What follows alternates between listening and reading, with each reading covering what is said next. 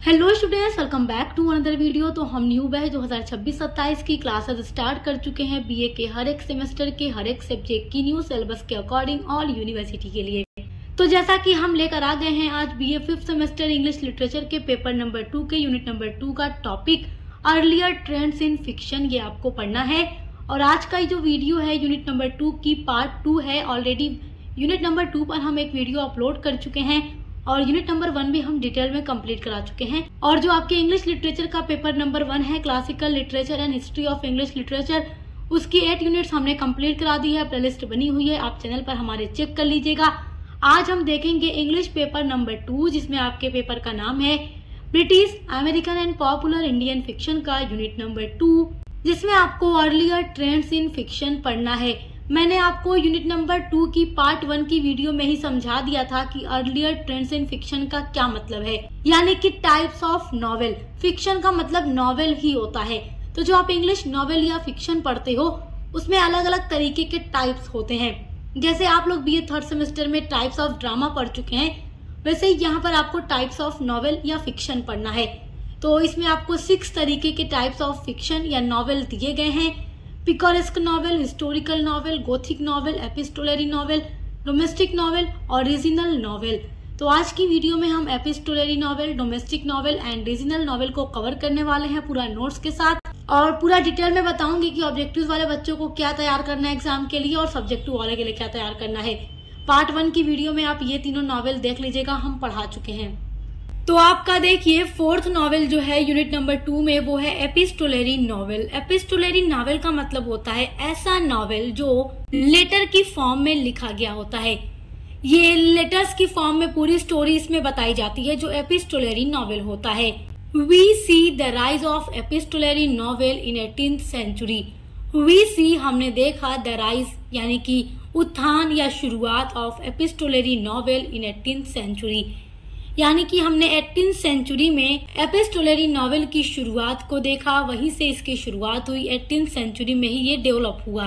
In fact वास्तव में in an epistolary novel में a tale is told through letters. A tale मतलब एक कहानी, इज टोल्ड मतलब कही जाती है, थ्रू लेटर्स यानी पत्रों के रूप में। यानी कि एपिस्टोलरी नॉवेल में जो कहानी होती है, जो स्टोरी होती है, वो लेटर की फॉर्म में लिख करके बताई जाती है, पत्र पत्रिकाओं के डॉक्यूमेंट्स की फॉर्म में लिखकर बताई जाती है।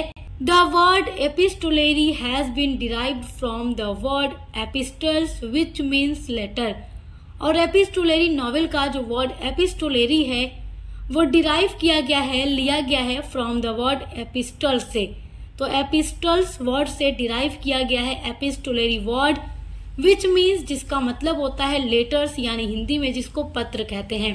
तो जो पत्र होते हैं हिंदी में, उसको इंग्लिश में हम लेटर्स कहते हैं। तो एपिस्टोलरी नॉवेल हमेशा लेटर्स की फॉर्म में ही लिखा जाता है।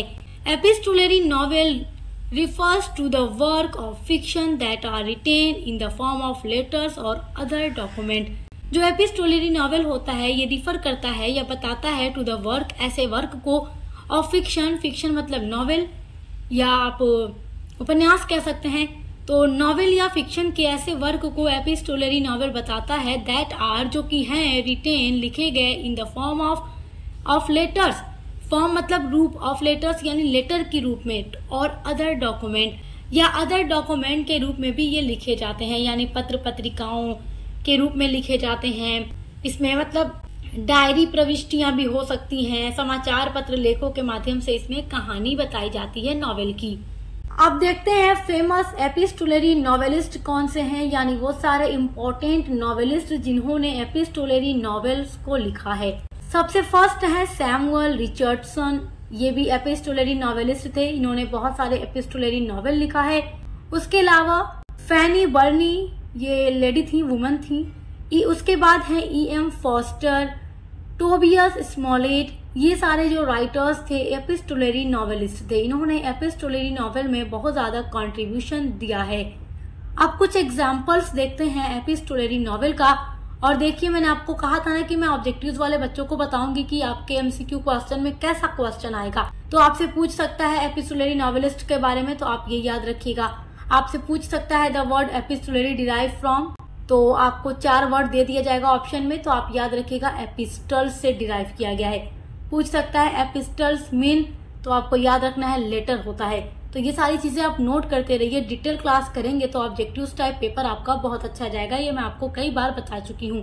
यहाँ पर फर्स्ट जो नॉवेल का एग्जाम्पल नोट किया है मैंने, वो है सैमुअल रिचर्डसन का नॉवेल पामेला, जो 1740 में पब्लिश्ड हुआ था। पामेला को फर्स्ट एपिस्टोलरी नॉवेल का दर्जा दिया गया है, यानी कहा जाता है कि इंग्लिश लिटरेचर में यही फर्स्ट नॉवेल है जो एपिस्टोलरी नॉवेल के एलिमेंट्स को पूरा करता है, यानी ये एक एपिस्टोलरी नॉवेल है। और उसके अलावा है क्लैरिसा, ये भी एक एपिस्टोलरी नॉवेल है जो पब्लिश्ड हुआ 1748 में, और इन दोनों के ही राइटर्स कौन थे, सैमुअल रिचर्डसन। उसके बाद देखिए आपका नेक्स्ट जो नॉवेल है वो है हम्फ्री क्लिंकर, जो पब्लिश्ड हुआ 1771 में, जिसको लिखा था टोबियस स्मॉलेट ने। तो ये राइटर का नाम है और ये आपके नॉवेल का नाम है। उसके बाद अगला एपिस्टोलरी नॉवेल है इवेलिना, जो पब्लिश्ड हुआ था 1778 में, और इसकी राइटर थी फैनी बर्नी। देखिए जो फैनी बर्नी थी ये एपिस्टोलरी नॉवेलिस्ट के साथ साथ डोमेस्टिक नॉवेलिस्ट भी थी, यानी कि डोमेस्टिक नॉवेल्स को भी लिखा करती थी। और डोमेस्टिक नॉवेल को आपको इसी वीडियो में मैं पढ़ाऊंगी क्योंकि वो भी आपके एग्जाम के लिए बहुत जरूरी है। आपका जो नेक्स्ट नॉवेल है वो है रीजनल नॉवेल। रीजनल मतलब होता है क्षेत्रीय, यानी जो एक जगह पर स्पेसिफिक लोकेशन के ऊपर लिखा गया नॉवेल होता है वो होता है रीजनल नॉवेल। क्योंकि रीजनल का मतलब भी होता है क्षेत्रीय यानी जगह। रीजन भी कह सकते हैं, यानी REGION भी हो सकता है, AL आप हटा भी सकते हैं, लेकिन एग्जाम में रीजनल नॉवेल ही पूछेगा। तो आप याद रखिएगा ऐसा नॉवेल जो स्पेसिफिक लोकेशन पर फोकस करके लिखा गया हो। A regional novel is a genre of fiction focused on a specific recognizable geographical area। तो जो रीजनल नॉवेल होता है इज ए जेनरे, जो एक शैली है, जेनरे मतलब शैली है, और फिक्शन यानी नॉवेल की, फोकस मतलब ध्यान केंद्रित करती है, ऑन ए स्पेसिफिक एक स्पेसिफिक लोकेशन पर, रिकॉग्नाइजेबल यानी कि पहचानने योग्य जो जियोग्राफिकल एरिया है, भौगोलिक क्षेत्र है, यानी जो एक स्पेसिफिक लोकेशन है उसके ऊपर फोकस करके लिखा गया जो नॉवेल है, फिक्शन है, वो रीजनल नॉवेल है। डिपिक्टिंग, ये डी के बाद ई है, ठीक है। Depicting the unique customs, culture, dialect, social relations and physical environment of that region and its people. तो जो ये रीजनल नॉवेल होता है, पहले तो आप इतना जान लो कि ये स्पेसिफिक लोकेशन पर, एक एरिया पर लिखा जाता है। डिपिक्टिंग मतलब होता है वर्णन करता है या बताता है, ये जो नॉवेल है, द यूनिक कस्टम्स, वहाँ के अलग अलग जो रीति रिवाज हैं, यूनिक कस्टम हैं, जो कल्चर हैं यानी संस्कृति जो है, वहाँ के जो डायलेक्ट हैं यानी जो अलग अलग स्थान की अलग अलग बोलियां होती हैं। देखिए लैंग्वेज तो आप जानते हैं, हमारे इंडियन कॉन्स्टिट्यूशन में 22 लैंग्वेज दिए गए हैं। आप देखेंगे कि हमारे भारत के हर राज्य की अलग अलग भाषा है, लैंग्वेज है, लेकिन हर राज्य में आप देखेंगे अलग अलग स्थानों पर थोड़ा अलग अलग बोलियां भी बोली जाती हैं। तो जो डायलेक्ट होती है उसके ऊपर फोकस करता हो, सोशल रिलेशन जो होता है, एंड जो फिजिकल इन्वायरमेंट होता है, यानी कि जिस जगह के बारे में राइटर लिख रहा है। चलो मान लो कि कोई राइटर है, वो किसी एक जगह के ऊपर पूरा नॉवेल लिखना चाहता है, तो वो जगह तो राइटर डिसाइड कर चुका है कि अब वो एक जगह पर लिखेगा क्या, नॉवेल। एक स्पेसिफिक स्टेट चुन सकता है, कंट्री चुन सकता है, कोई सोसाइटी चुन सकता है, एक जगह। उसके बाद वो उस पे क्या लिखेगा, वहाँ के जो कस्टम्स होंगे, वहाँ के जो कल्चर होंगे, उस जगह की जो डायलेक्ट होगी, लैंग्वेज होगी, वहाँ के लोगों का जो रहन सहन होगा, वहाँ के लोगों का जो सोशल रिलेशन होगा, जो बिहेवियर होगा, जो भी फिजिकल इन्वायरमेंट होगा ऑफ दैट रीजन, यानी कि उस जगह के लोगों का एंड इट्स पीपुल, और वहाँ के लोग का।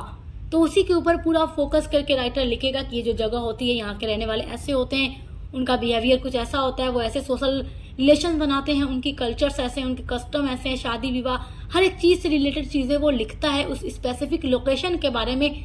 वही होता है रीजनल नॉवेल, यानी जो एक स्पेसिफिक लोकेशन पर बेस्ड हो।